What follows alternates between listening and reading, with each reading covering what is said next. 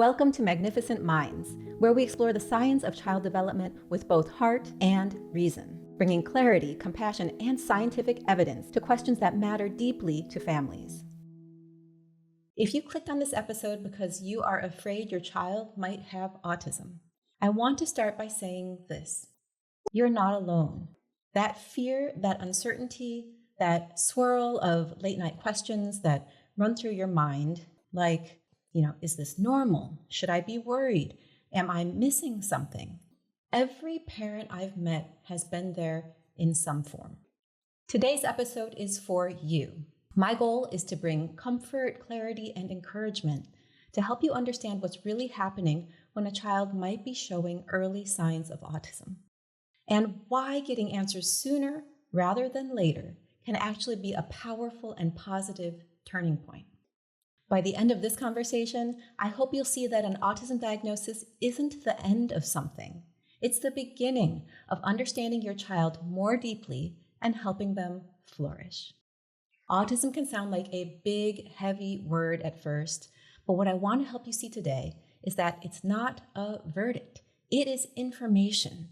It's a way to understand how your child's brain is wired, how they see the world, and how they learn. And when we understand that, we can meet them right where they are and help them shine in their own way. When parents first suspect autism, a mix of emotions flood in: fear, confusion, sadness, maybe even guilt or grief. You might feel hope one moment and heartbreak the next. You might think, what does this mean for my child's future? Or did I do something wrong? These are natural questions. And I want you to hear this clearly. Every single emotion you're feeling is valid, is understandable, and is normal. Parenting, even under the best of circumstances, is already filled with uncertainty. The early years, especially those first few, are some of the most intense. You're running on little sleep, learning your baby's cues, tracking developmental milestones, and wondering if every new behavior is something to celebrate or something to worry about. I don't think there's a single parent who hasn't seen their child do something unexpected and wondered, is this just a phase or is it something more? When you add the possibility of autism, those worries can magnify. It can feel like the ground beneath you is shifting because suddenly you are imagining a different future than the one you had pictured. But here is something I've learned after many years of walking this journey with families. These feelings are not permanent. They evolve. What starts as fear often transforms into understanding and eventually into empowerment and peace. When parents get clear answers, when they know what's going on and can begin a plan, there is relief. Because now, instead of guessing, they can take action. A diagnosis does not take away your hope. It helps to focus it. And over time, parents often tell me they wouldn't trade the clarity they have now for the uncertainty they felt before. I have had so many parents tell me that the time before diagnosis was actually the hardest part. Not because of the therapies or the work that came later, but because of the waiting, the not knowing, sort of, this endless loop of what ifs. But once they had a name for what they were seeing, the fear began to lift because now they had a roadmap. They could learn, plan, and move forward. Let's talk about what the early signs of autism can look like. No two children are exactly the same, and autism can appear in many different ways depending on age and developmental stage. Now, some signs might be noticeable very early in infancy, while others may not emerge until a child reaches preschool or even later. It's not usually one single behavior that raises concern, but it's the pattern across areas like social interaction, communication, sensory experiences and responses to the world around them, and movement patterns. So let's go through what that might look like across the different stages of development. We'll start with early infancy, that period between 0 to 12 months of age. Some babies make less eye contact or don't seem to look toward people's faces as much. They might not consistently respond to their name or to familiar voices. Others might seem less interested in social games like peekaboo, or they might not follow your gaze when you point to something. You might also notice delayed or absent gestures, like not waving, clapping, or imitating facial expressions. Some parents describe it as a sense of their baby being in their own world or harder to connect with. Some babies during this age range show repetitive movements like finger or hand flapping or head rocking, and they might also show differences in their motor development. Some have delays in meeting motor milestones, or they meet those motor milestones differently. These might look subtle, but can be early indicators of how their sensory and motor systems are organizing information. Sensory differences can also appear very early, such as heightened reactions to sounds, or to textures, or to lights. Some babies are more irritable. They might be labeled as colicky. Others may be the opposite, more quiet, less fussy, and labeled as easy babies. Both patterns can sometimes be part of early signs of autism. And occasionally a baby who was developing typically may lose skills like babbling or eye contact. That kind of regression can be particularly concerning, and it's always worth bringing this up with your pediatrician. In toddlerhood, differences can become often easier to see. So you might notice, for example, reduced engagement with peers, maybe delayed or atypical language. For example, what's called echolalia, meaning repeating the words that someone has just said. Another type of atypical language development is scripting, where a child might say word for word scripts that they have heard, for example, on videos. During this age period, there can also be fewer gestures, like pointing or showing. And some children might prefer to play alone, or may become very deeply absorbed in activities like spinning objects or lining up toys. Now, these aren't bad behaviors by any means. They often actually serve a sensory or emotional purpose for the child. The key is when those interests crowd out opportunities for interaction or communication or learning, that's when they become more concerning. Sensory sensitivities are also common. For example, strong preferences or avoidances with things like food or clothing textures. Some toddlers may refuse certain textures when it comes to food. They might even gag easily. Others might crave specific sensations. They might crave, for example, pressing against surfaces or against people, or watching things spin. You might also see atypical motor or movement patterns like toe walking, hand flapping, or other types of repetitive movements. And emotion regulation can also be tough. So you might see intense tantrums, difficulty calming or self-soothing, and maybe distress when routines change. At this age, those first few years of life, the brain is highly adaptable. So recognizing and supporting and understanding these early signs can make a tremendous difference in how easily a child can then receive the support and services to learn to communicate and to connect with others. What about during the preschool ages and early years of elementary school? Well, as children enter preschool, social differences again might appear that weren't noticed before. A child might struggle with making or maintaining friendships, understanding social cues, or starting conversations. They might prefer to play besides others rather than with others. Communication challenges can include receptive, so understanding communication from others, or expressive, so expressing language or expressing their communication with others. There could be delays in language development, difficulty with the back and forth aspect of conversation, which is called reciprocity. Some children speak fluently, but then might have trouble understanding more abstract types of language or abstract concepts, or might have trouble, for example, understanding humor. Sensory selectivity in this age may show up as, again, sensitivities to types of food or clothing or other aspects of the environment like sights or sounds. Repetitive behaviors and strong special interests often emerge, sometimes in surprisingly advanced areas, like, for example, memorizing subway maps or countries or other aspects of geography or animal species. So it can look a lot of different ways. Emotion regulation challenges might show up as frustration, rigidity, or anxiety around transitions. These can sometimes be labeled behavioral issues, but really they're a child's way of communicating that they're experiencing stress or sensory overload. Why does early diagnosis matter? Well, early diagnosis is powerful because the first few years of life are a period of rapid brain growth and plasticity. During this time, experiences and therapies can literally shape and reshape neural pathways, so brain networks. Now, we often say that the brain is plastic in early childhood. It is going through so many different changes and really learning how to learn.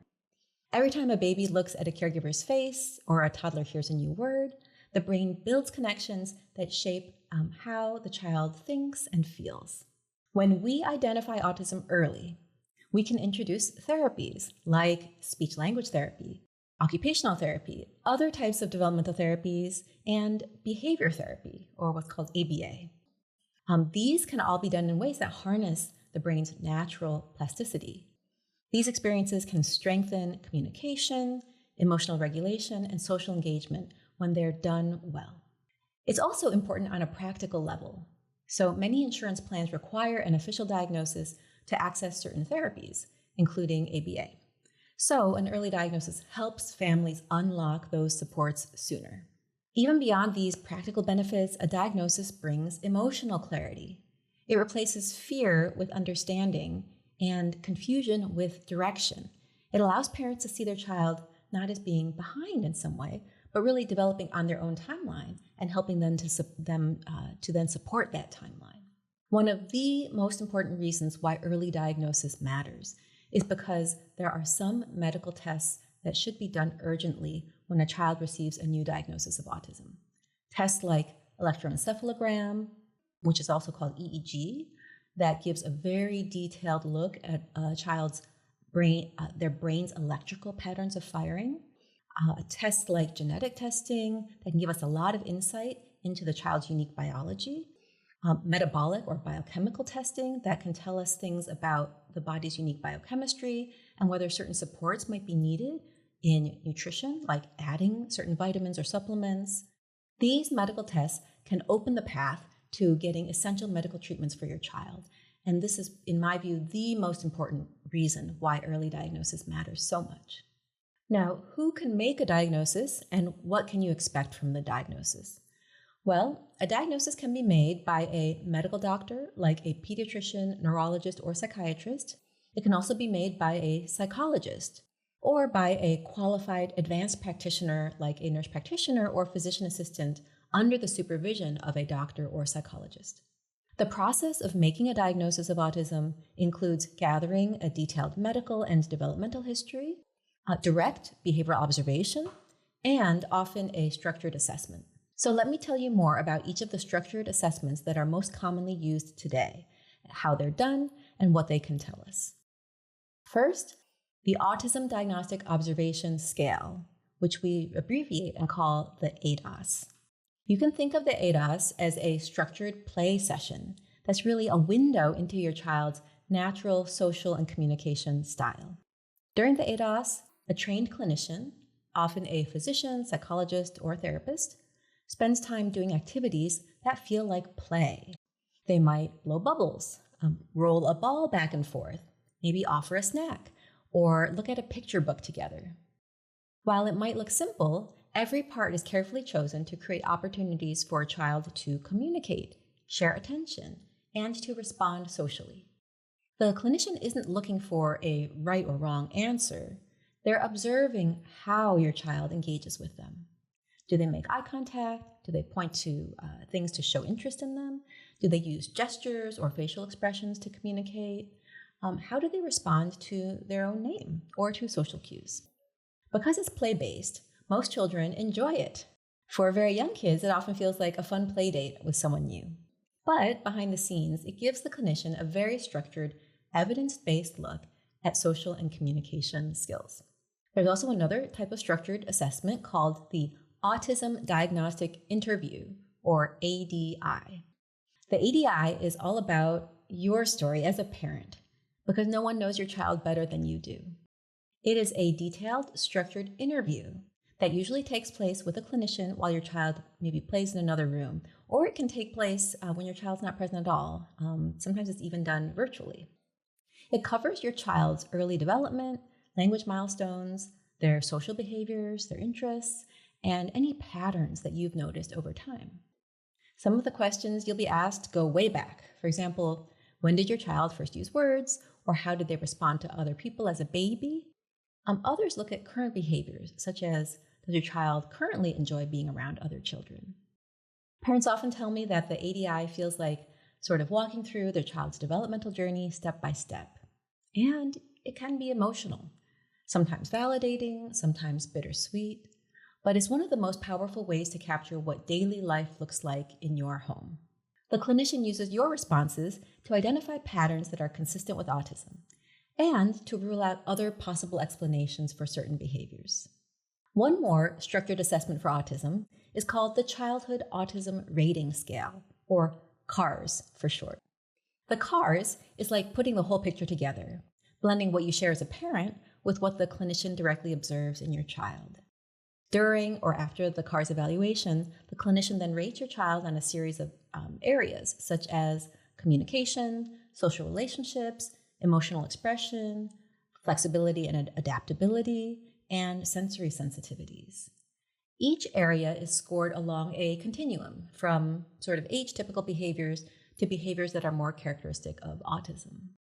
Now, the strength of the CARS is that it combines structured observation with parent insight. So it reflects both what happens in the clinic and what you see at home. It helps determine not only whether autism is present, but also how strongly features of autism are appearing, from mild to more pronounced. Now, how do we put it all together? Well, each of these tools, the ADOS, the ADI, and the CARS, gives a slightly different perspective.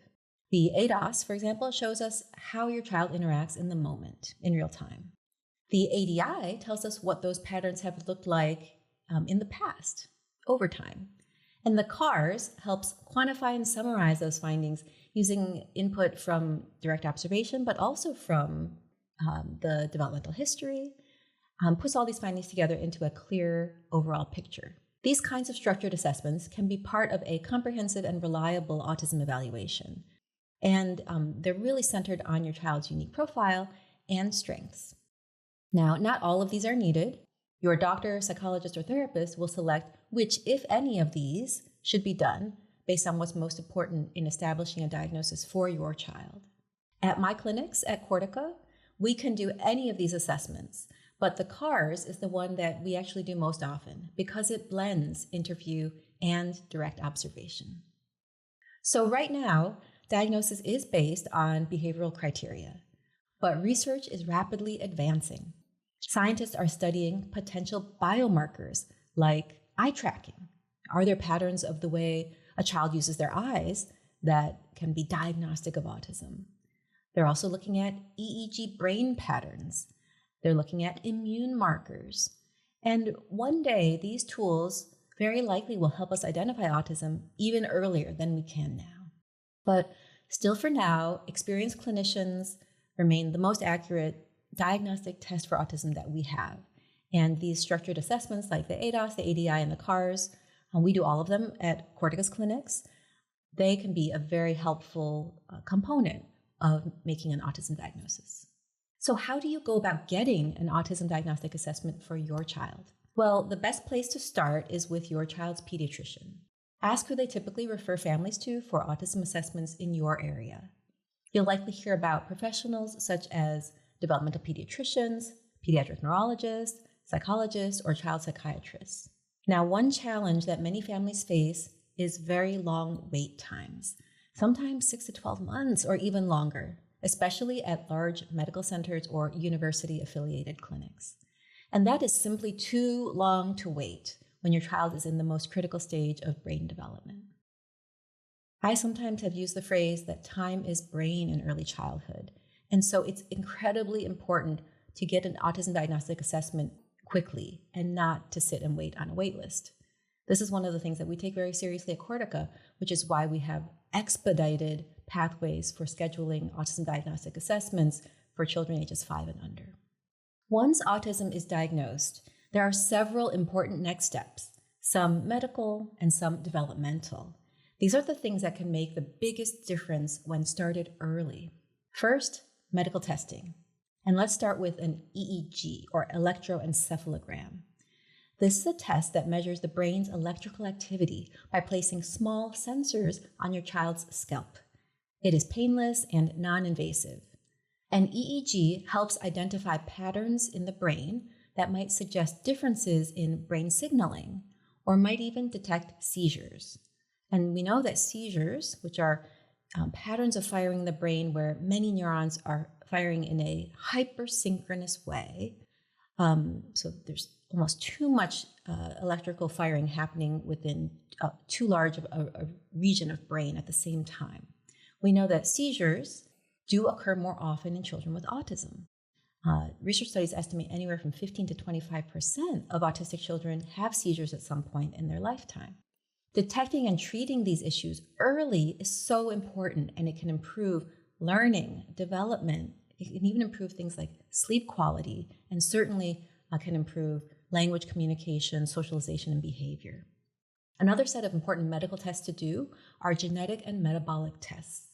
These tests help us understand more about your child's unique biology and whether certain vitamins, nutrients, or metabolic pathways in the body might need additional support.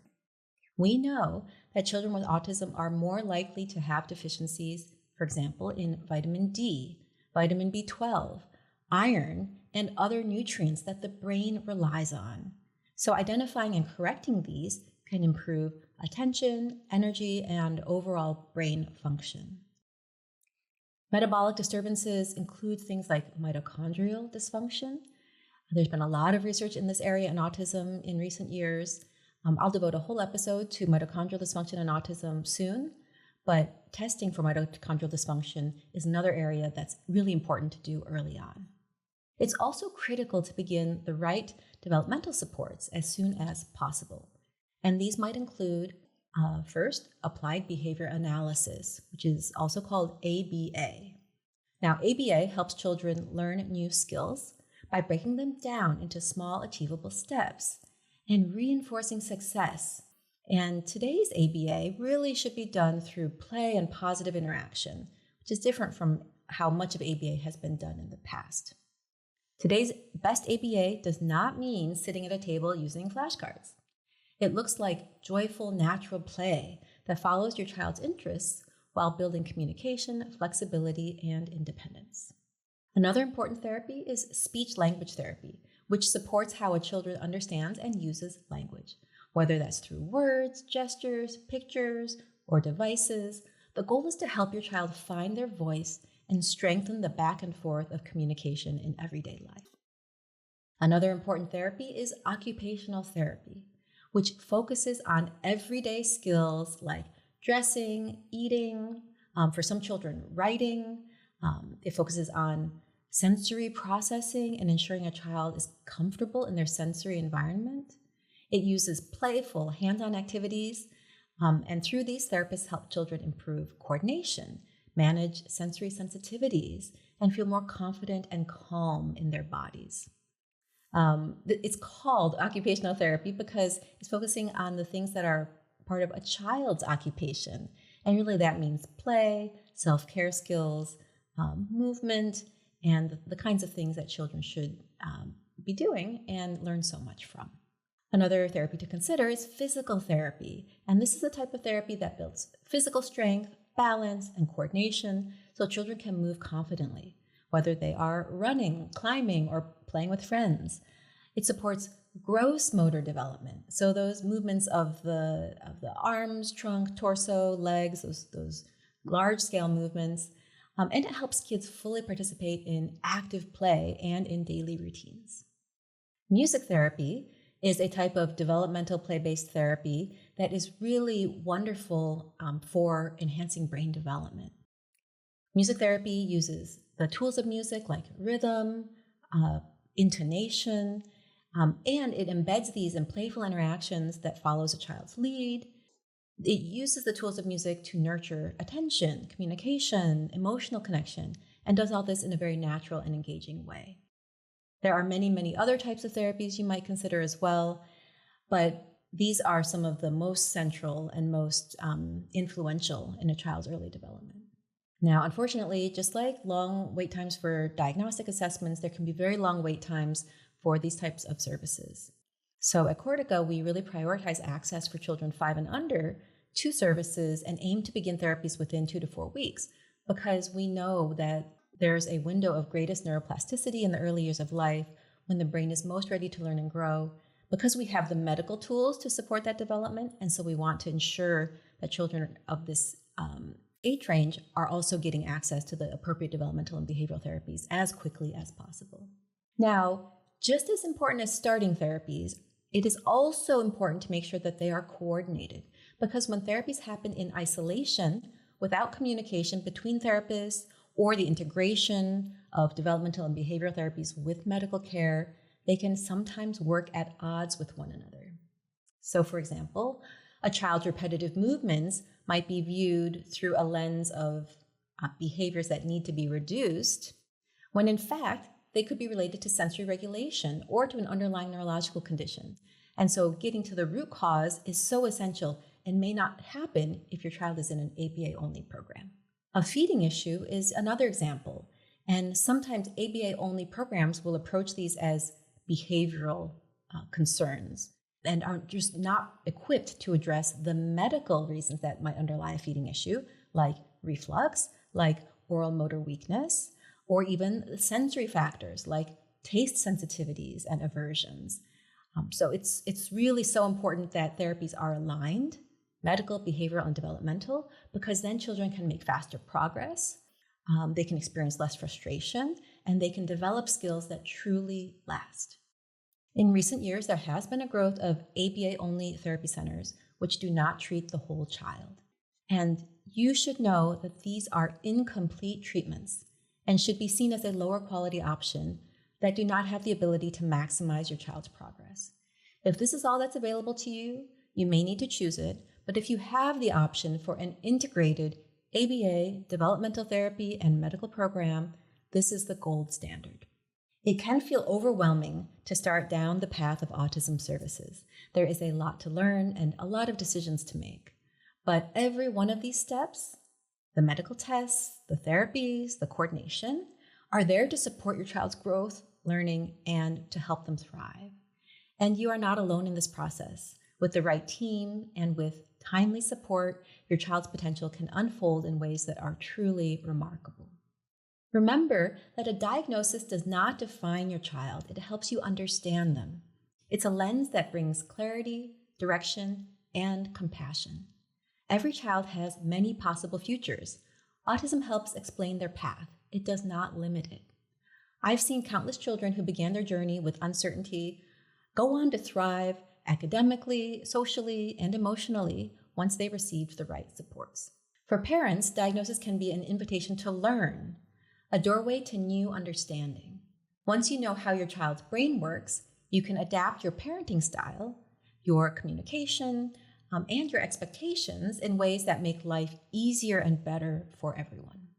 Here are some real stories from families that I've worked with. There was one mother who delayed diagnosis because of fear.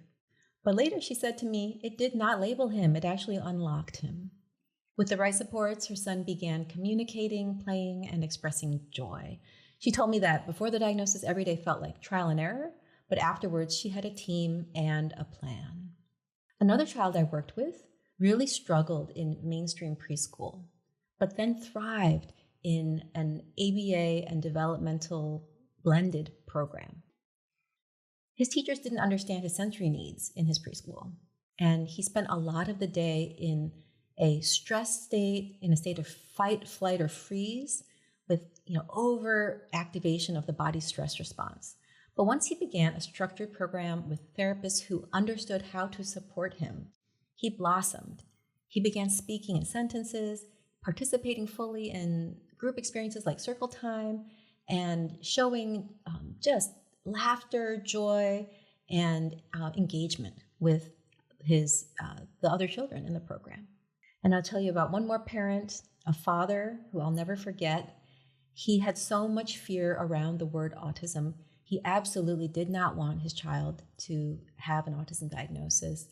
He worried that others would judge his son, or that it meant his son's future was somehow limited.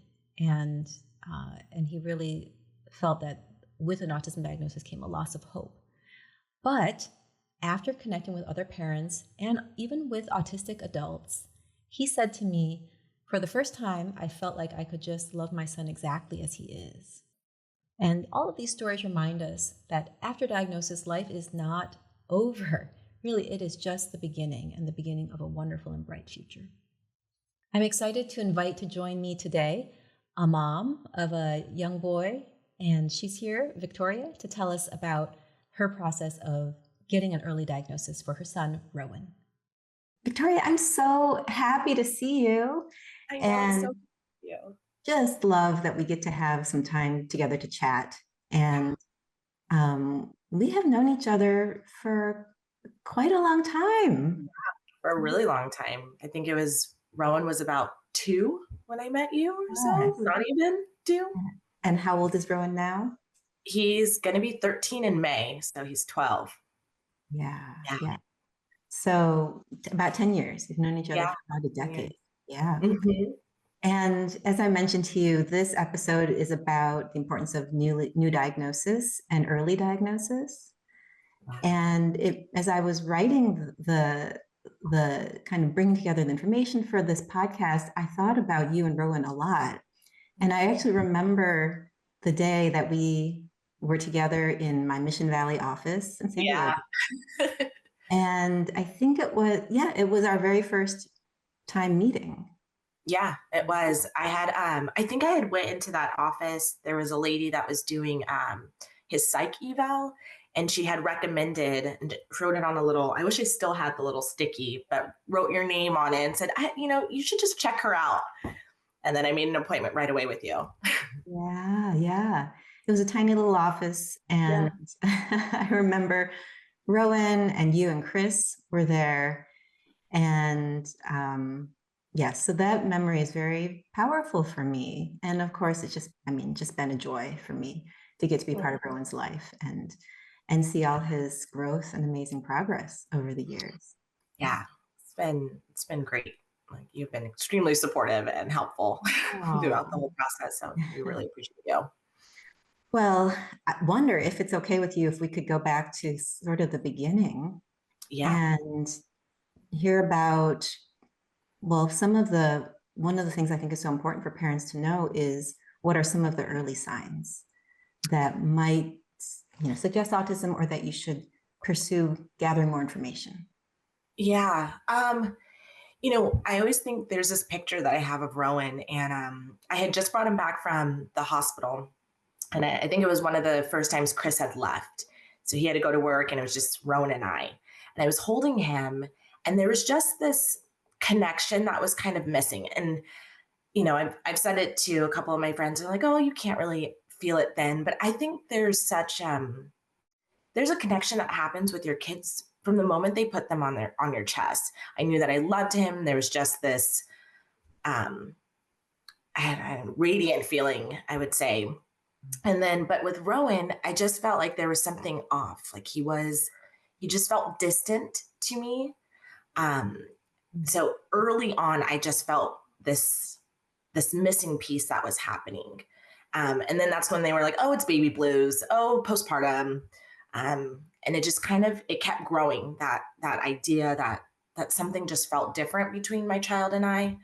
And yeah, I just kind of kept fighting for more answers versus just allowing people to tell me how I should feel. Mhm, mhm. And I think, Rowan is your first child? yeah, he was my first. Yeah. I had so many experience. Like I've been around kids where I'm like, I have more connections with other kids that I used to work for a daycare and I always nannied and kind of stuff like that. So I had been around so many kids and I just felt like there was something so different and off Mhm, with our connection that was happening. mhm. Yeah. Do you think Chris noticed it too? No, I don't think so. I Mhm, don't think so. We've talked about that too.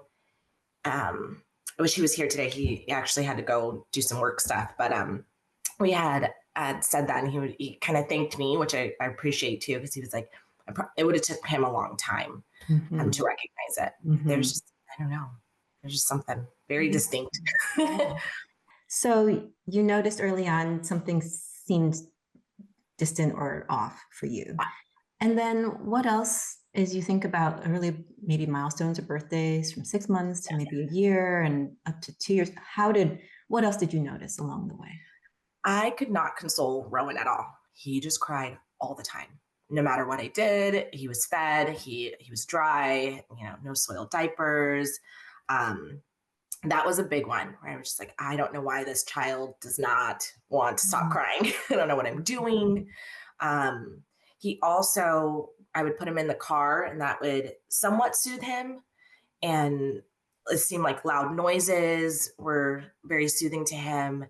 Um, or I would sit under the vent in our bathroom quite often. And it was more like he would just kind of space out. It wasn't like he was okay. Um, mm, and I just remember waiting, a lot of rocking I would do all the time with him to kind of get him to calm down. And he might sleep. I think sleep was a big one too. He just didn't sleep. It was mhm, just, he would sleep for a little bit and then he'd wake up screaming. It wasn't like he woke up smiling. It wasn't like he was just, refreshed. He'd wake up just screaming all the time. mhm, Uh, mhm, and mhm, then responding to his name, he didn't do that. I remember thinking he was deaf for a while. mm, That was really big. Or just the exchange when you're like smiling at a baby or smiling at a toddler. He wasn't really doing that with us. mhm, He was happy. He just kind of, if he was doing his own thing and pacing or stuff, but it wasn't an exchange that was happening. You were kind of mhm. just, we would always be like, we're just in row kind of thing. Uh, Yeah, yeah. we would say that quite often, Mhm. not really recognizing what that meant at the time. Yeah, yeah. And did he hit some of the early milestones you mentioned? Like, did he sit, crawl, walk? I think so. He hit them.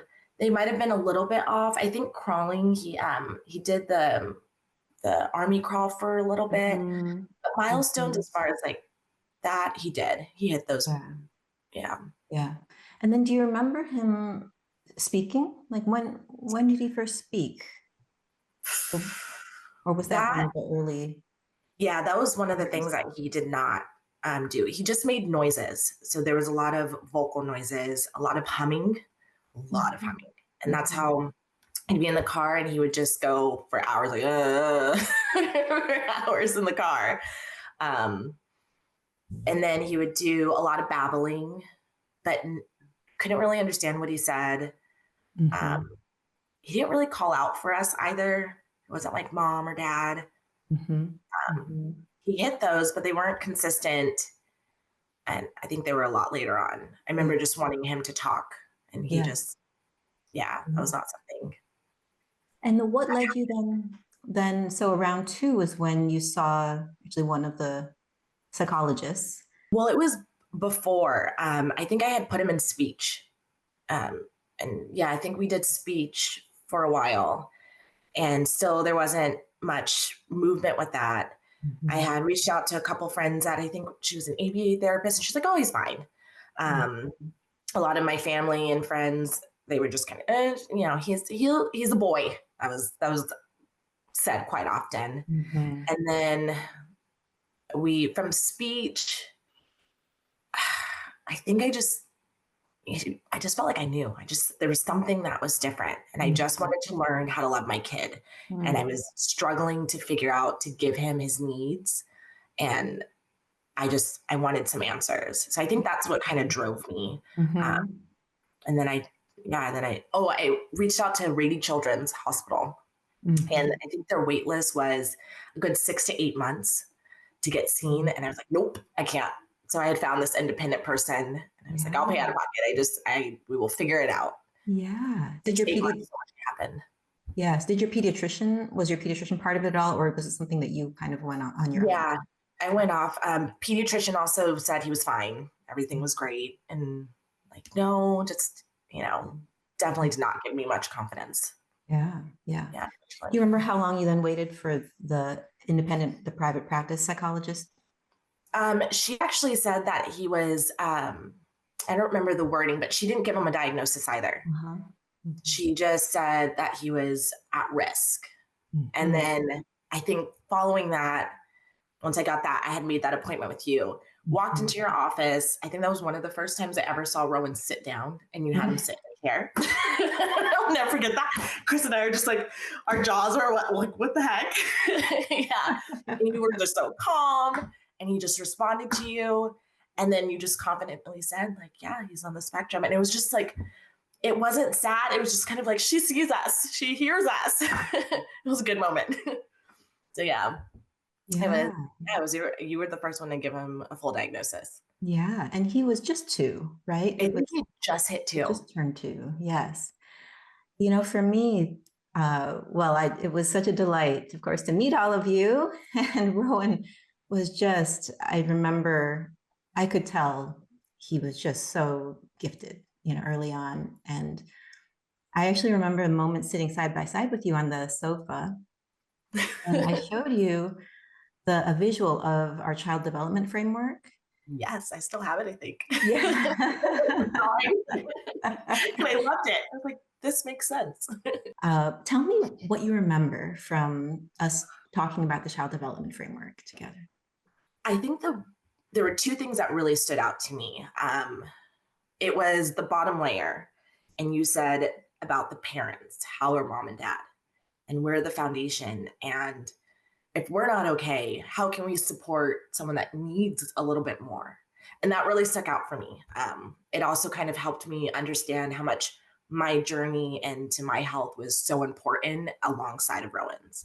And then the other part that stuck out was at the top, you're like, he can go to school, he can do these things. Where at that point, I thought, I don't know what to think really. You go online and just, it was not good to go online and got in my head. Mhm. But I just remember you being like, he's going to be able to do so much and just kind of like so confident in it. And I love that. So yeah, those were the two things that really just, they made sense where I'm like, we're the foundation. This middle part of the therapies and what he's eating, like that we can figure out together. But this part right here, we need to make sure that we're also addressing what does a family look like? What does that support look like? Yeah. And then for so many parents, the moment they receive a diagnosis is ingrained in their memory, right? They'll never forget it. Yeah. And I actually remember a wonderful mother who once told me after she got her child's diagnosis, she went in her car and cried for an hour by herself. Yeah. What was the experience like for you when you left my Oh, office? probably the same thing. Cried. I cried a lot. Yeah. I think I remember the car ride home was very quiet with Chris and I, just kind of like, what just happened? Mhm. um, but there was just kind of there was like this morning of an idea. I think that came with a lot of feelings and Christopher and I, we looked really different in that experience too. He kind of internalized it. Um, versus me, I felt like, all the questions, how did we get here? This is scary. Am I equipped to be able to take care of him the way that he needs? I think all of those things really flooded. Um, so yeah, lots of tears. I'm pretty sure I silently cried all the way home. Yeah, and days and months after. But it was really nice to have at least going somewhere, because I think, I mean, from the really early on, I just felt so confused what was happening. And this was like that little bit piece, like, okay, we at least now have a direction. And that felt really good. Yeah. Looking back, would you have changed anything about how you went about those early couple years? No, I don't think so. I honestly felt like a bull. I did. No one was going to stop me. um, so no, it was scary, but I think the Yeah. biggest thing that I tell a lot of women that I meet or parents is like, go with that gut feeling.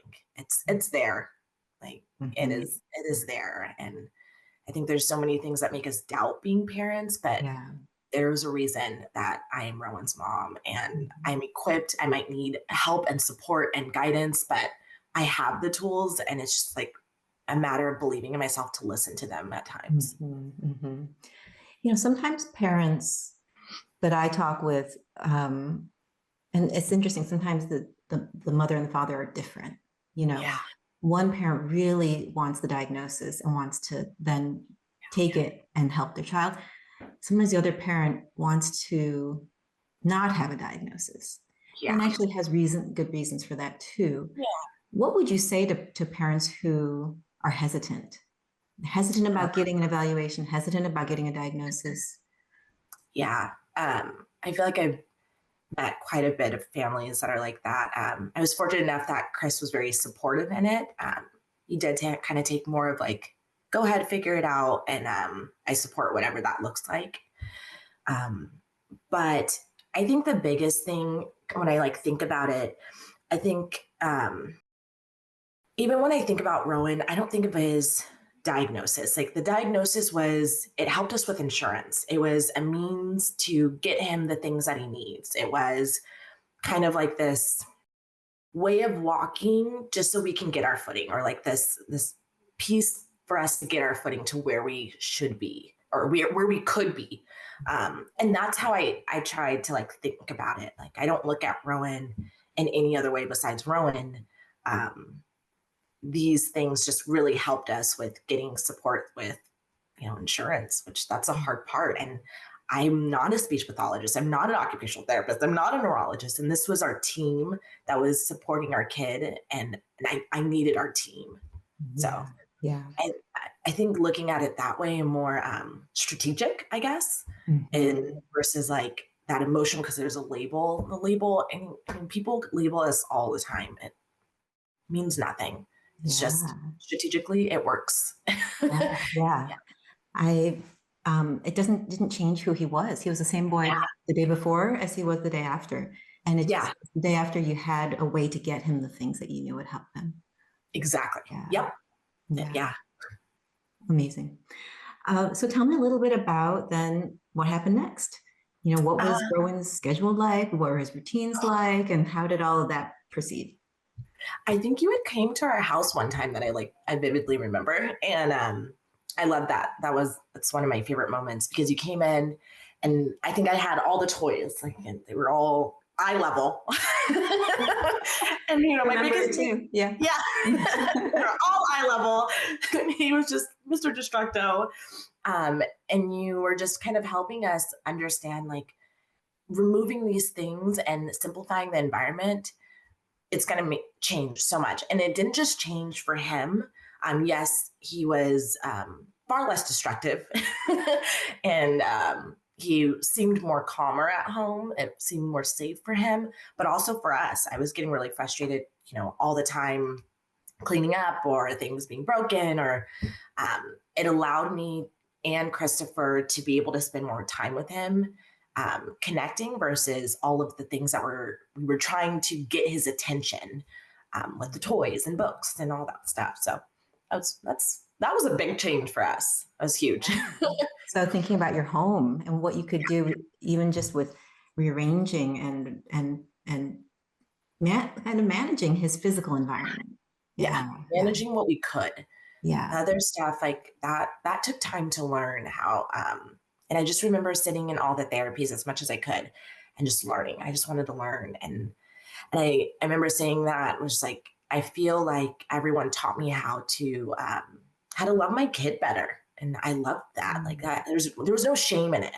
And I really liked that part where I never felt shame because I didn't have the tools. It was always so welcoming. It was always so loving. If I had questions, um, yeah, I think those things really stick out in my mind. Yeah. But tell me about, so he was getting therapies in home, Yes. ABA So services. Yeah. yeah, Walk me through his ABA. therapies. Okay, yeah. So we started with ABA. Or did we do speech? It's all a little bit of a blur, but I know we did so let's do it in a chunk. I think his schedule when it was the most packed, we were doing ABA therapy, speech pathology or speech therapy, occupational therapy. He also is doing food therapy through the occupational therapist. I remember that was huge. Yes, I was feeding working, therapy. Yeah, that was feeding therapy. Yeah. yeah, feeding therapy. Yeah, that was really big because food was always a challenge with Yes. him. What else? I feel like I'm Music? missing Did something. he also have music therapy at the time? Yes, music therapy. Loved music therapy. Really fun. I feel like we're missing something too. He did neurofeedback. Yes, neurofeedback. Mm-hmm. Mm-hmm. Um, And we were working together on the medical. yes. And I think one of our marriage family therapists. Yes. Oh, yeah. That was when our counseling started. I think I started first by myself, and then we did marriage counseling with Christopher and I, and then I did counseling with Gavin once he came on board. And so Yes. Gavin and I were having a therapy, and then Rowan eventually was doing his own therapy. Yes. We were all So, we were all in there. so Gavin, Rowan's little brother. Gavin, Yes. Rowan's little brother. So once he started, gosh, I don't even remember what age that was, but he started pretty early on, and that was really fun too. Yeah. I remember you. I remember you active in all the therapy sessions because some of it was at home through ABA, but a lot of it was in the center. Mm-hmm. And I remember Rowan in individual therapy sessions, but also in groups. He had this wonderful group of little boys who are, and one little girl who are his age. Yeah. Yeah. I loved the groups. That was great. I think sometimes, so before we had met with you, we were doing speech. Before your clinic, we were doing speech, and there was something else, maybe occupational therapy, and driving around, going to all our visits and stuff. I feel like there were more, but it just felt so separated, and I felt like it was so clinical, I guess. I don't know, or dry. And then my favorite times and Christopher were doing the therapies with all of the kids there and watching our kids interact. And there's just so much joy. You felt it. All the kids were just seemed so happy and playful. And that sometimes you miss that, like during, figuring out what's going on. And, I would bring Rowan to play dates, and I would usually leave crying, or be in my car crying. But anytime we left the clinic, it was just it was our play date, and it was great, and it was fun. And the kids, just watching them happy or interacting, it just by far my favorite times. It still comes up on my phone, like the pictures. Like there was one of him singing, and all the kids are around. They were taking turns singing on one of the boxes, and just so sweet. It was so sweet. Yeah. Tell me a little bit more, because I know in all of the different therapies, you said there are times when it can feel very clinical. Yeah. Yes. And you're working on sensory processing skills and fine motor skills and gross motor skills and, executive function. There's so many things that are very clinical. So for you to feel that what you ended up getting out of it was a way to love Rowan better, to me feels really powerful and personal. And I want more parents to hear what that was like for you. Yeah. I don't know. There was I would sit there, and it makes me emotional. It is, because it's just, and I don't know if the therapist or you even know how much you impacted Christopher and I in that development, that way. Because it felt before that, before that, I have this video of Rowan for his birthday. And I think it was maybe his first birthday. And we're wanting him to blow out the candle. And I think Chris is holding him. I light the candle and we're kind of singing to him. And he just looks pissed. And then he starts crying. And then you see my face in it. And I just remember being like so defeated. And I'm so facial. So of course I'm in there and I'm just kind of like, okay, well, let's all just stop. And that's what it felt like for everything. Everything just felt like we would give effort and we were failing. I felt constant feeling of failing. My kid didn't want to play with me. My kid didn't want to touch me. I couldn't touch my kid. He wasn't saying our names. He didn't seem like he was engaging with us or happy to engage with us. I remember him falling and he would just run to whoever to help him. Like there was nothing that was identifying me as his mom, it felt like. And it's hard not to take that personal. And you're like, I feel bad taking that personal. It's a baby, it's a kid. But it stung. And so watching him, I remember that thinking like, is he capable of feeling those things? And I think that was a huge part for me where I was like, what is he like? Is it always going to feel like this? And then when I watched him with everyone, where they understood him. Oh, I just don't understand. But if I watch, I'm learning. And that was huge. I would watch how he would interact. And when he was having a hard time, the patience that was given or the redirection or just the love, like the genuine love that the staff and the therapists had. It felt great going. I enjoyed just sitting there and I would stay quiet. Like, please don't kick me out. I just want to know. Or just, and there also is like a really good feeling about watching your kid be loved by someone. And that was always really nice too. Yeah, it was very healing. Very healing being there.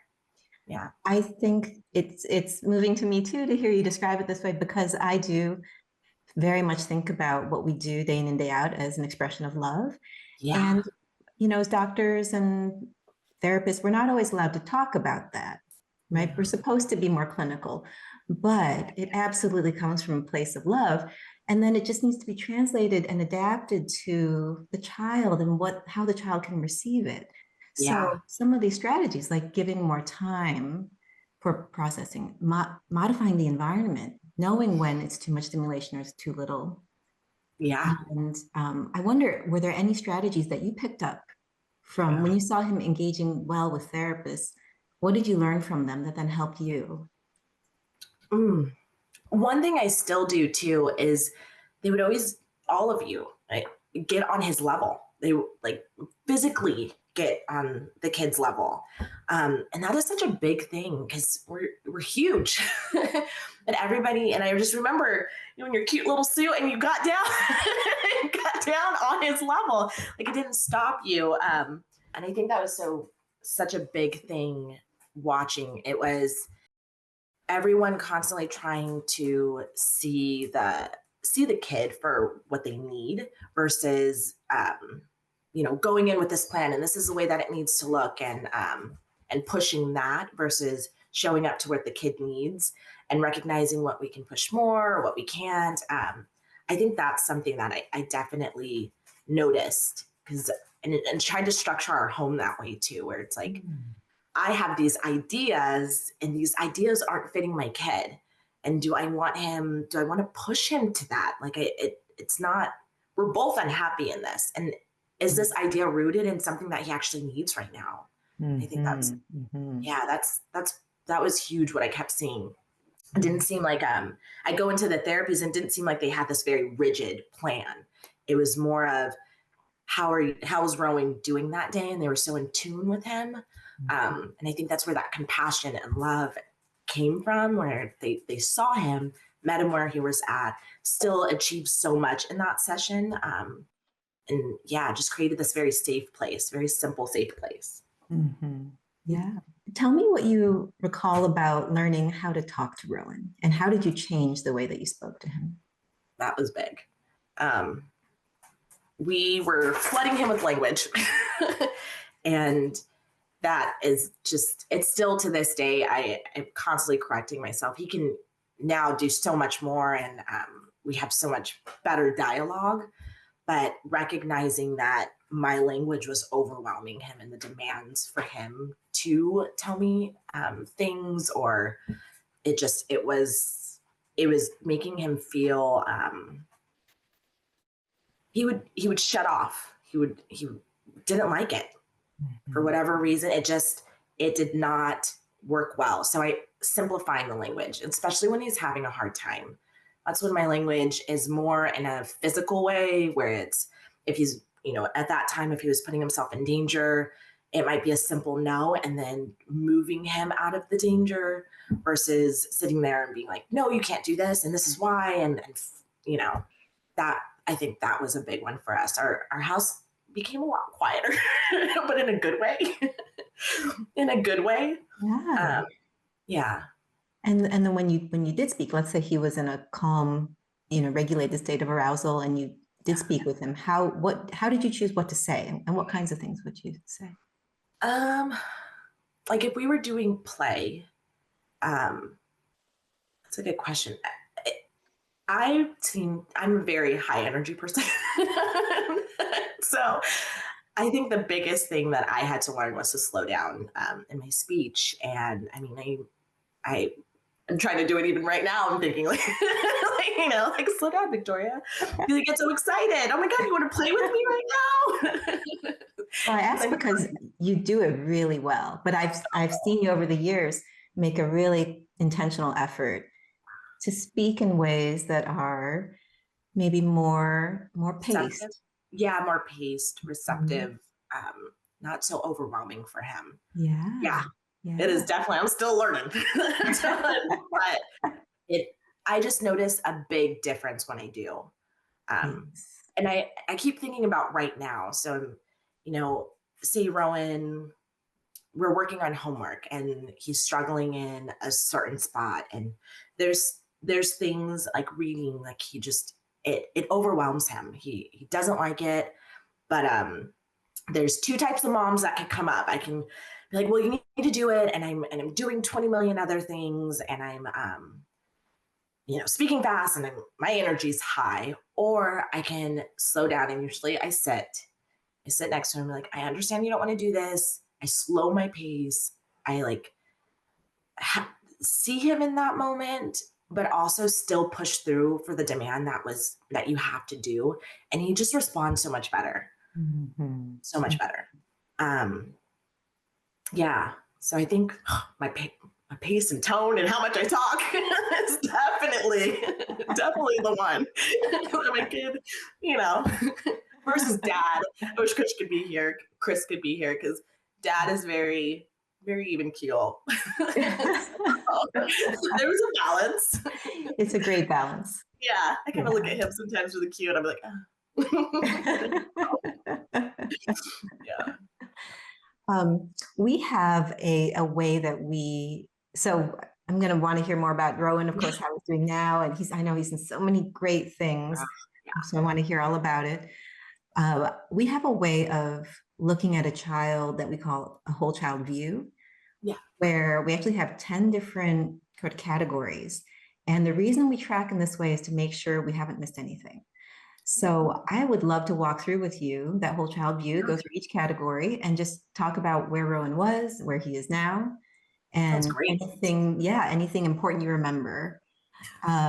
Okay, so the first 6 actually of these categories that are part of the whole child view relate to medical health, physical health, medical care, because that's so important. And I think it's one of the things that when I meet parents who are just kind of new to autism, maybe the child's 18 months, 2 years, or 3 years, it's a new diagnosis, I find most often this is the area where they haven't been informed, which is all of the important medical tests and evaluations and potential treatments that should be offered. Yes. So let's look at each of those 6. Okay, so the first one is genetic and metabolic causes or contributors to autism. Yeah, that's huge. Yeah, we ended up finding out Rowan had 2 genetic mutations, and it changed so much for us. in his care. It was again like this little piece where I'm like, yes, I could look at this like, oh, but it was more of an exciting like, oh, we have some answers. We can help support him so differently now. Yeah, Yes. Do you it's huge. remember? Genetics is really, really complicated. And so I remember when we did the testing. Mhm. What do you remember of his genetic variants and what they meant? And then what had to happen from that? Um, so the one of them was a triplication and one was a double or A triplication. duplication? A duplication and triplication, well, double. So, um, and only one was really that we saw was impacting him, and it was more of his muscular, Yeah. or I think it's more of his muscular. So we just kind of support him with supplements during those times of growth. And Rowan is massive. He's as tall as I am. And his growth spurts were just nuts. He would get really sick. Um, and he's always kind of been a little bit lower in tone. So it just helped. I feel like it helped with the therapy side, but also at home, like how to support him and what he's eating. And then the supplements that he's taking, all these things, it just helped us. Support him better for having that. Yeah. Yeah, it Yeah. was a big moment finding that out. Where Yes. just like, okay, Yes. we have some more answers on Mhm. what why he might not be progressing the way that we would hope. Yeah. And that too, I think is so important for parents to hear because sometimes there's resistance to getting genetic testing, maybe not understanding how it could help. I think there's sometimes worry that they'll point blame to one of the Yeah, parents. yeah, Yeah. So I completely understand all the reasons. And yet at the same time, it is one of the most important steps we can take. And the earlier we do it, the better. And I remember specifically for Rowan, he had 3 copies, so of that particular section of a chromosome, he had 3 copies, which is why it's called the triplication. mhm, And we could then go back and look in the research and say, okay, what do we know about children who have 2 copies of this? What do we know about children who have 3? What do we know about children who have 4? And I remember children who have 4 can sometimes have much, much more severe mhm, um, outcomes, even neurodegeneration, and yeah, pretty scary. And so we met and we said, okay, Rowan has 3, so we do not think he's at risk for those things, but let's do the brain MRI just to make sure. yeah. But we were able to then get the answers that we needed to feel good and then take the steps that would really help him. Yes, I remember that. That was, Yeah. but I really appreciate that too, though, because if not, I mean, there's so much potential that could have been happening, and I really appreciated the that you really covered everything to make sure, and it just, yeah, because reading about it, it was overwhelming. Yes, But it can be. It absolutely is. So working together and just being able to walk step by step by step, do the right things to make it less scary, I think is so yeah, important. Yeah, and get the answers. And then you're right that finding those genetic variants explained a lot of why his muscle tone is so low. yeah, it, Mhm. it And helped. yes, and then to know, okay, let's really focus on strengthening his muscle. We know he has a genetic reason for it, but it doesn't mean there aren't things we can still do to change. Because I think sometimes parents will say, oh, well, we can't change genes. True, but you can change all the downstream consequences Yeah, of a gene. yeah, Mm-hmm. Yeah, so I remember we knew that it would just take more for him to get better muscle tone, strength, yeah, stamina, endurance, coordination. And so we focused on things like the physical therapy, occupational therapy. We started some supplements that strengthen yes, muscle. mm-hmm. Yeah. So carnitine, creatine, and Yep, some and so others. Yeah. yeah, and then Mhm. we were doing like a mitochondrial, kind of supporting that also, or energy Yes. wise. We definitely saw that Hmm. flow. Yes. Yeah. Do you remember which and it's okay if you don't remember because there's so Okay. many, but do you remember which supplement you're I going to was like, pick oh, up? don't quiz me. I should have brought my list. Supplements that, well, the ones that he's taking right now are creatine, and then he's doing like a multi, and then we switched to a a better sleep one that was recommended by you guys. It's like 5H something. I don't even know Yeah, what it's. 5-HTP. Okay, yes, absolutely love it. Great. We all take it. It's great. I really, really like it. Yeah. And he Yeah, seems to just go to sleep and stay asleep really nice. Yeah, that one, it's been wonderful. a really good one. Wonderful. Wonderful. We'll talk Yeah. more about that in just a second because Okay. sleep is one of the categories. So, Ugh, um, but so yeah, we talked about genetic, yeah. and we talked about metabolic, which relates to mitochondrial function and how we've been able to support him there. The second big category is seizures or epilepsy, basically, the brain's electrical function. What do you remember about Rowan's path? Yeah, so that was really scary. And that was something that came up also in the genetics where he was more prone to that. So right away, you had testing. And I think for a while, we were doing it yearly to make sure that everything was good. And that always felt really good to me because the more that I looked into it, it was so much more common than a lot of people think. And so, yeah, that was something that we did for quite some time monitoring him. Yes. We were monitoring him with regular EEGs, Yeah. electroencephalogram. So he would come into the clinic, we'd put the electrodes on his scalp and we'd measure. Yeah. Yeah. And did he ever end up having any seizures? No, nope. I mean, yeah, everything's been good. And Yeah. I think you also sent us home one time too. We did it in clinic and out of clinic Yes. before. Yeah, but it was pretty regular that we were doing that just Yes. to Mm-hmm. monitor. Yeah. But he hasn't needed one in a while. Mm-mm. No, he's been doing pretty good. Yeah. Good, good. The third category is sleep. So let's talk about sleep because I know it was a struggle early on. Yeah, that sleep Yeah. has been a big one for him. He's very sensitive to it.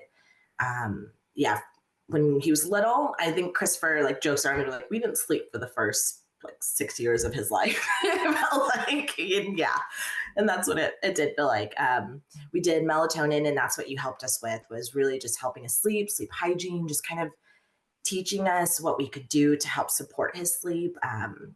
I think what we were feeding him and when we started working with nutrition, I think that also aided in that. Um, so yeah, so that was a game changer for us as sleep. We got a happier kid because he was sleeping. Yes. And even now, which is kind of cool, he will come and he'll tell us if he can't fall asleep or something. But he can fall asleep a lot quicker. And then he's just so much more aware. Like, Mom, I didn't sleep well, and like we could talk about it. And so that's kind of cool too. Where Yeah. before, I didn't know if he fell asleep at the time. Or we had a video in there, and the majority of the night he was just moving. He was just up. He would fall asleep for a little bit, pop up and move and look around and talk and or cry or scream. Yeah. I remember looking at those videos with you. Yeah. It was rough. Yes. And that was also one of the reasons why continuing to monitor through EEGs was important because we were wondering if that was disrupting his sleep. Yeah. Mm-hmm. Yeah. Yeah. Oh yeah. I remember all that. It's all coming back. Yeah. I'm so glad. So 5-HTP that he's taking now, 5-hydroxytryptophan is excellent. That can be very helpful for sleep. Yeah. It supports really, it's a natural way to support neurotransmitter systems to foster sleep. So, yeah. It's been working really well. Really, really well. Yeah. I think he forgot to take it or, we got home and the next day he was like, oh, I forgot. Like he really likes it because he sleeps better. So it's good to know that he likes it. I always ask him kind of, how do you feel on it? And he's just really aware of how he feels. He's got a lot of feels now. Awesome. Yeah. And then the fourth category is gastrointestinal symptoms and health. Yeah. It's a and big feeding one. falls into this one. Yeah. So tell me what has it been like? That was very hard for us with feeding. Rowan did not like a lot of things, hardly anything. And so that was always my concern. Were we feeding him enough and supporting his health? And you guys helped out a ton with that.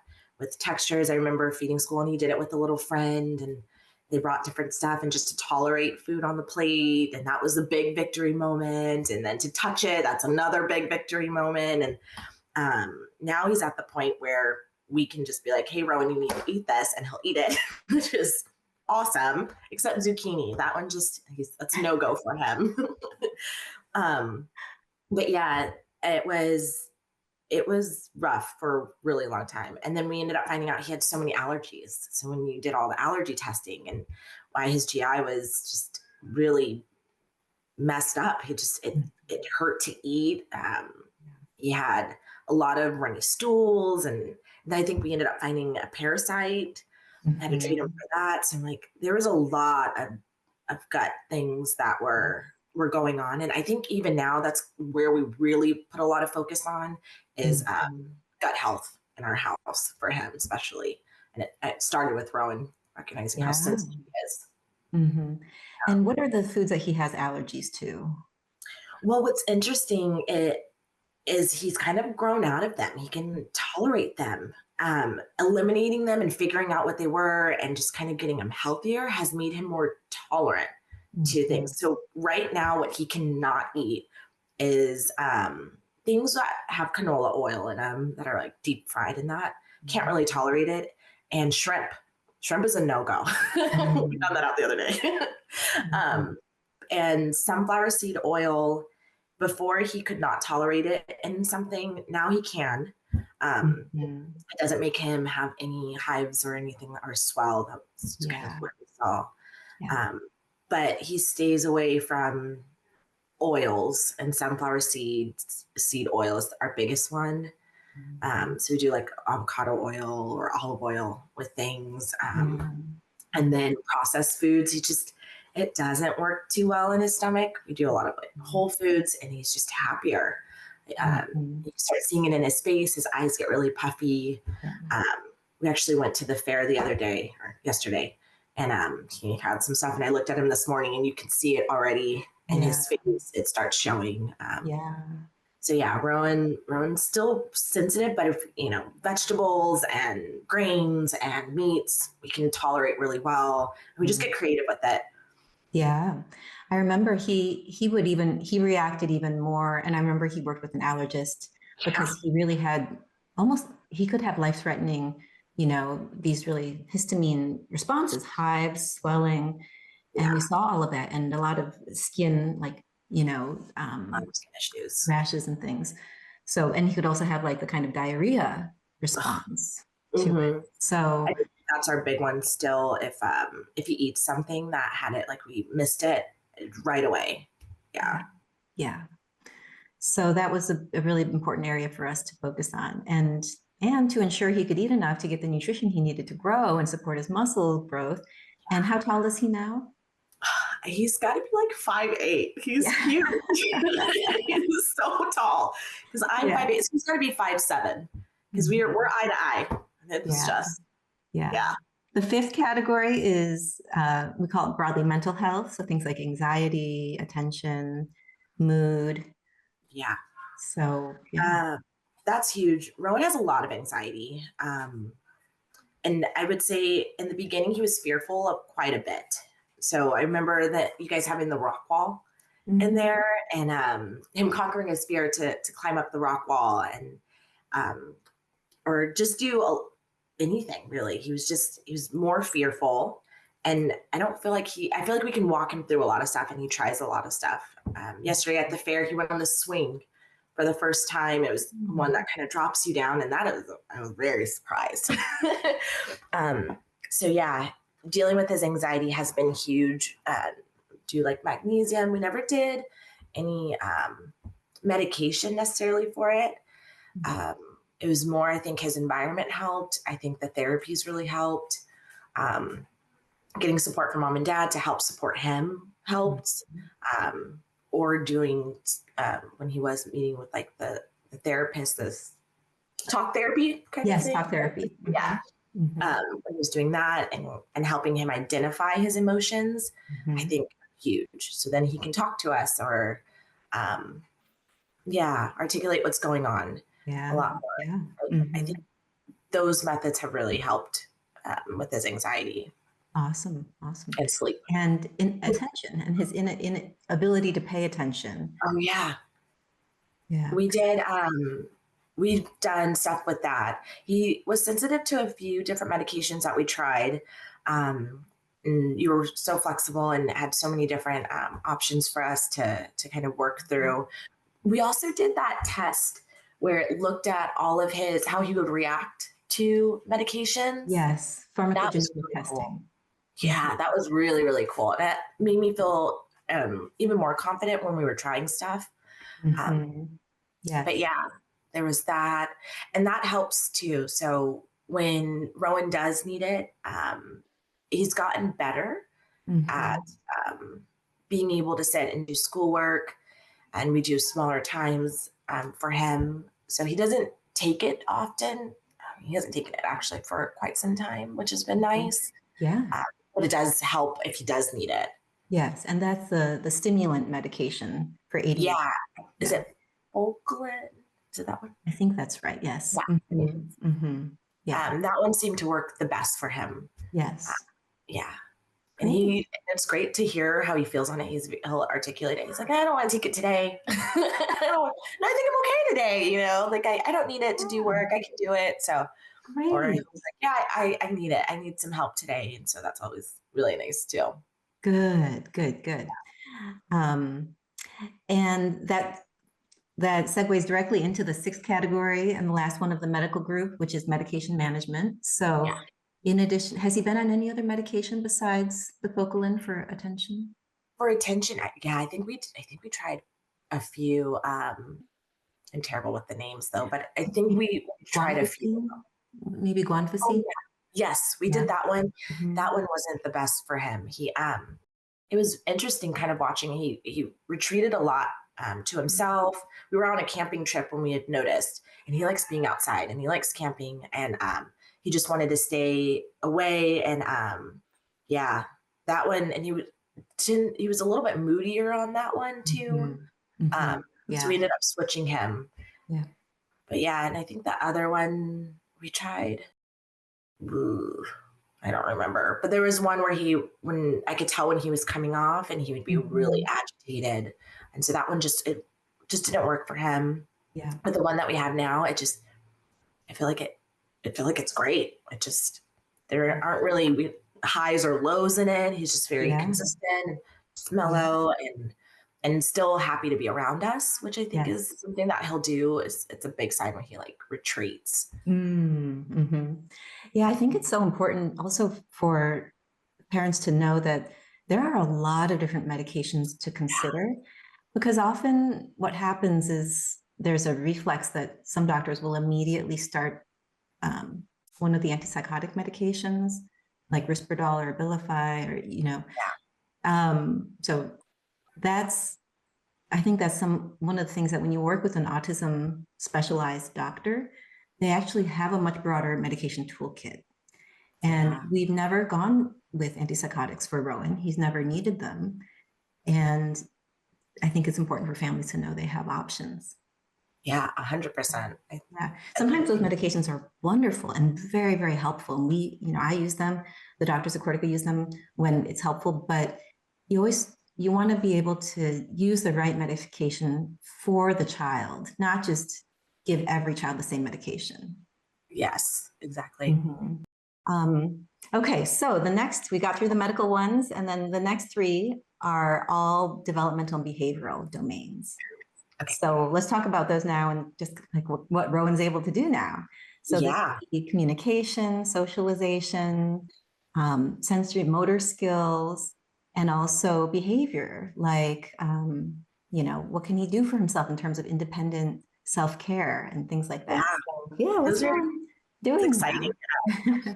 So I have two kiddos, and Rowan's my clean one. He's the one that makes his bed every morning. The other one's a wild card. But he's very independent in that regards. Showers by himself, does his hair. It's wild, but we're just embracing that that's his look. um, Brushes his teeth. He has braces now.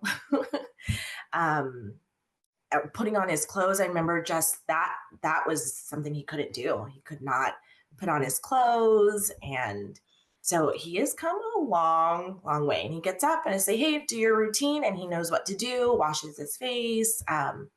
It's really cool. He'll make food for himself, certain things.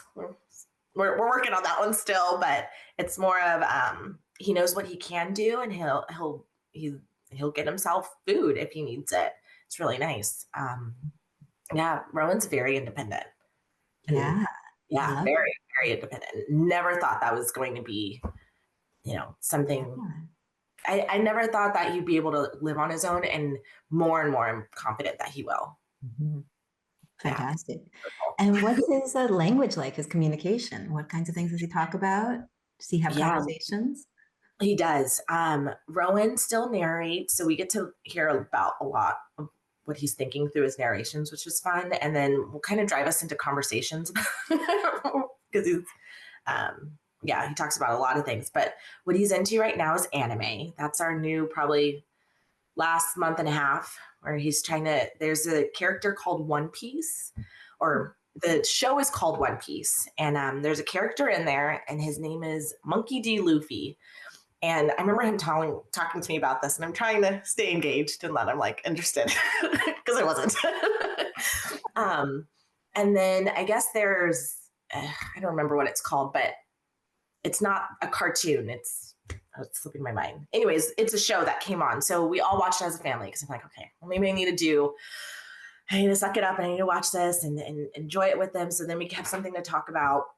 And it ended up being pretty cute. And the character that he likes is this pirate. And this pirate he's stretchy and skinny, and just everyone takes him not seriously. It's kind of aloof.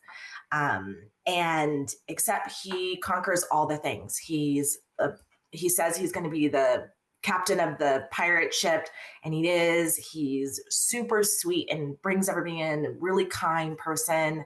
And everyone takes him for granted and thinks that he's not there, or and it reminds me of Rowan so much. I'm gonna send you the character. When you see it, you're like, yeah, yep, that's Rowan. Just the way the character is, that's Rowan. Rowan's super kind. He's really good with all the kids. Watching him play, he's very he includes people. I think that's my favorite thing, is watching him play, where this used to be such a struggle, and you're excelling at it. You're doing great with friends, and you're staying engaged, and it's amazing. Yeah. So tell me more about his social life. Yeah. Right now we do MMA and so we have a big group with that. And then we have some homeschool friends that we get to hang out with, and it's grown. So since we moved, it was hard at first. And then he's like a little social butterfly. If he wants to play, he plays, and watch him before some of the kids will, I think kids sometimes think that maybe he's not paying attention to something because he was stimming or doing something like that. And then to watch Rowan stand up for himself has been really cool. He's doing really good socially. Yeah, I couldn't ask for more. Yeah. I remember you told me he's making sense of relationships, yes, and feelings that he has for friends, and the depth of his understanding was just amazing. I'm definitely surprised at that. I think I definitely was not giving him enough credit on what he was taking in and what he understands.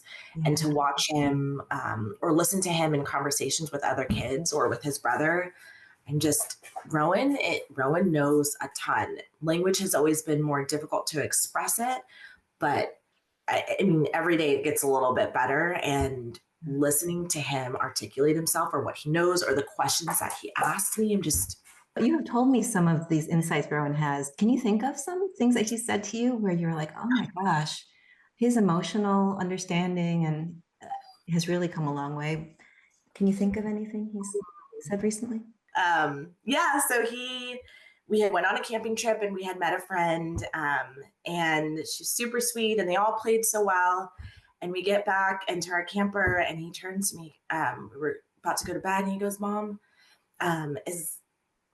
did you, I think he asked, did you know that you loved Dad or something like that? Or how did you know you loved Dad?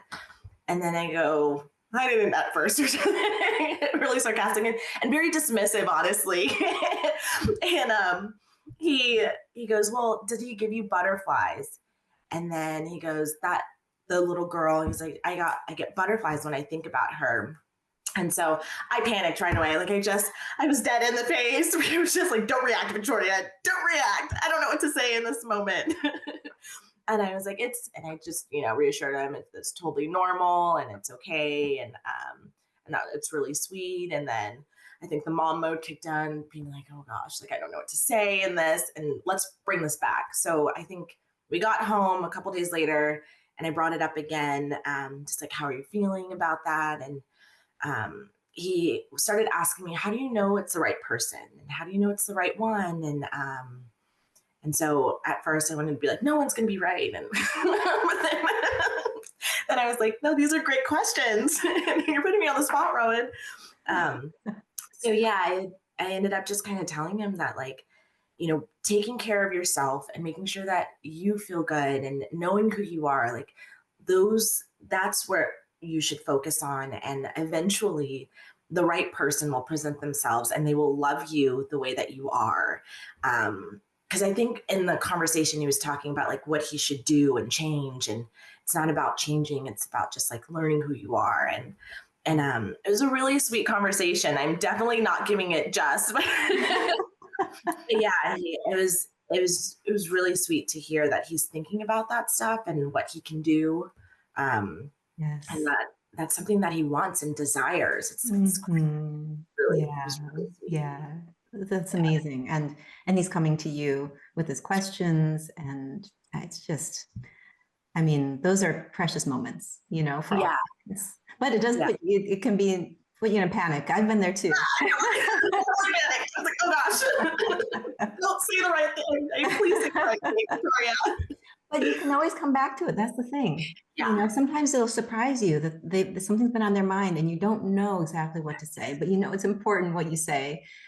You can give yourself time, come back to it. So that's a big one for me, because I think a lot of times I want to rush, and then I sit down and I'm just like, let me just think about how to bring this to you in a way that you're going to understand, because the way things I understand versus you, it's just so different. That's so right. Slow down. Let's just bring this. That's right. And also giving him the confidence that we will talk about this. I think that's another one too. Mm-hmm. I'm not dismissing you. A lot of times I'm like, Mommy doesn't have the answer, but we can talk about this. We'll figure it out together. Yeah. Oh, that was something he had asked me. That was big. Was he was, and this was just the other day, is now that he's becoming more of like, or it was, will he always be my baby? Oh. Yeah. And now that he's going through puberty and things are changing, like how will my love, I think it was like, how will my love change? Like, will it change? Yes. Did he say to you, will I always be your baby? Yeah. Like he was asking me, will I always be your baby? It's like, not in those words, but it was, that's what he was asking about, being my baby. Like, you're always my baby, always.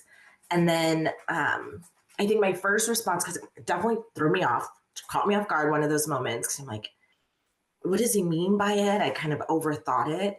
And then I said, we'll figure it out. I was like, you're growing up and things are changing. And then I think it was like driving. I was like, why didn't I just say, no, nothing changes. I just love you more. And so I went back to him and I was like, hey, no matter your age, you will always be my baby. And I love you no matter what. Everything's changing and that's okay. And like, so I try to make him feel better about that and make myself too. Because I could have handled that better. Like, no, nothing changes. You're always my baby. You're my first one. And love you no matter what. Even if you're a grown man, I still love you. It's like, why didn't you say that? But that's what I meant. What I drilled in later.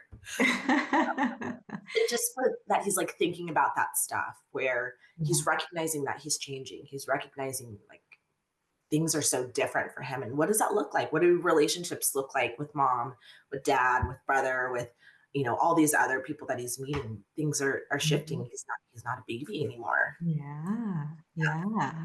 That was really interesting. I think it's an important message is that as parents, we always are kind of evaluating ourselves. Did I do this right? Did I do that right? All the time.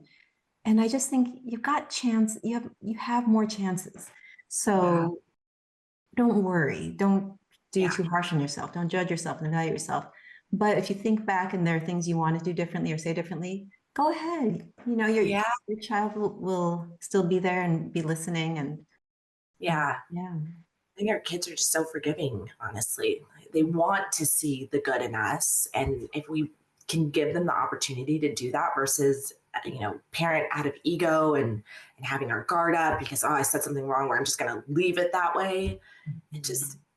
It creates not a healthy relationship. But if there's so many times I go and I'm like, I am so sorry. I'm so sorry. That's all I can say. And then it's sweet because they'll always be like, no, it's okay. And I'm like, no, it's not okay. I don't want anyone to ever treat you like that. Or if I snap or say, it's not okay. You don't let anyone treat you that way. So that's really important doing that because I think they want to be so quick to it's okay, mommy. And it's fine. And no, I have to own it. Just like I would hope you own when, you mess up too. So yeah. So there's a lot of learning happening all the time. All the time. All the time. Well, maybe I'll get to the very last category of the whole child view, which is we call child and family wellness. So, and we can wrap up there. We can just talk a little bit about, how you're doing, how your family's doing. And tell me more. Yeah. So much has changed. Finally, Chris is retired. So that has been the biggest change for us this year. And it's been really nice watching Gavin and Rowan and Chris have such a different relationship and figure out this relationship together. Now that they're both going through puberty and they're looking towards Chris for so much more. So it's actually really nice. I feel like I can kind of sit back a little bit more, which is great. I will take it. But then there's also kind of I miss my babies, but it's nice seeing them want to take more initiative in the things that they like. And one of the things that we do as a family is MMA, and watching Rowan overcome. There's a lot of fear that we see there, but he pushes through. And we've been doing it, I think it's now about almost 2 years, maybe a little longer. And in the beginning where he couldn't walk into the gym without melting down or, being upset or looking like he's really scared. And I remember his sensei gave him his staff to hold and just stand. He's like, just stand next to me. You don't have to do anything. To now Rowan's out there and he's lifting rocks. They do rock lifting, or he's sparring with kids, and he's helping other kids or giving them instruction. We're supposed to do this, and watching him pay attention. Love that part. Love that. Some days, he's talking to himself for a little, but other times he's so focused, and that's really cool too. What led you to pursue MMA, mixed martial arts? Yeah. What led your family to try that? We did soccer. That was not our thing. We did baseball. Definitely not our thing. We did track, and he broke his foot the first week. Yeah. Which we still might do that again, because he definitely likes running. But I wanted to get him in some type of sport, some type of structure. And then we were also kind of phasing out occupational therapy and these therapies in the clinic as well. But there was still, I wanted him to have, work on his coordination. He's still my little noodle. And so while Christopher was gone, I was also kind of just thinking I wanted the boys to have some more masculine energy, honestly, around 2. And so we went to the gym. And at first I think they were looking at a ninja class, and they were like, oh, check out the other MMA class. And I was like, oh, well, we could try this. And so, it clicked. It clicked. Their sensei just totally saw Rowan, which I feel like that was a big one for me, where he met him where he was at, and he constantly meets him where he's at, and he pushes him a little bit more. And watching Rowan develop more discipline, it was great. And also watching Gavin as well. So I think that was our biggest thing. And then watching the kids push through these tough moments, like I should be learning this stuff too. So then I started, and then Chris is back and he's doing it with us. So it's become our family thing, and it's great. It's really great for us. Amazing. Yeah. Helps us all. It has been so nice to catch up. And would Rowan like to join? Yeah, let me go grab him. And Gavin, welcome, Chris. Whoever would like to. I know Chris just left, but I'm gonna go grab him, boys. Okay. Hi, Rowan. Oh, hi, Rowan. Hi, Gavin. Hi. Hi. Oh my gosh, it's so great to see you both. How you doing? I'm doing great. How are you doing? I'm doing pretty good. Yeah. Me too. We're both doing well. Yeah. Yeah. Good. Your mom was just telling me about MMA. Mm-hmm. Yeah. Do you guys like doing that? Yeah, for sure. Yeah. Mhm. Rowan, I wonder if I could see one of your new Lego creations. You want to bring one? Oh, that's another thing he's been into is drawing, which I think is pretty cool because holding a pencil and writing has always been fairly difficult for us. And then he has taken up drawing, and Cool. we're pretty good too. This one took some battle damage in war. Oh, that's beautiful. I love that. Like I made that. Oh, wow. Yeah, we do a lot of drawing these days. We went to the library and just got a book, drawing book. Mm-hmm. Oh, you also like anime. Yeah. Yeah, that's cool. That's cool. And I see in the two dogs. What are their names? This is Meatball, which you can't really see because Yeah. Meatball. Meatball. that's Meatball, and then Akira is the one with the chicken. Yeah. Oh, okay. That's so great. That's so great. Well, gosh, it's been just so good to see you. Yeah, so good to see you too. Oh, thanks. It feels like yesterday. It feels like yesterday that we saw each other last. Yeah.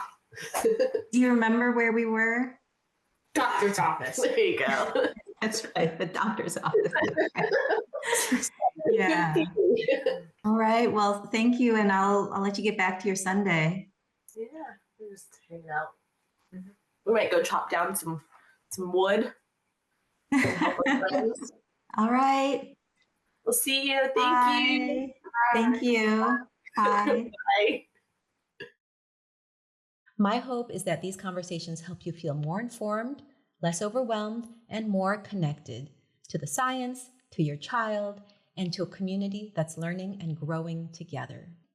If you found today's discussion helpful, please share it with another parent or professional who might benefit. Remember, this journey is not about fear, it is about discovery. Your child's mind is magnificent. With understanding and compassion, they can thrive. Thank you for joining me today. I'm Dr. Suzanne Go, and this has been Magnificent Minds. Stay hopeful, stay curious, and remember you are not alone.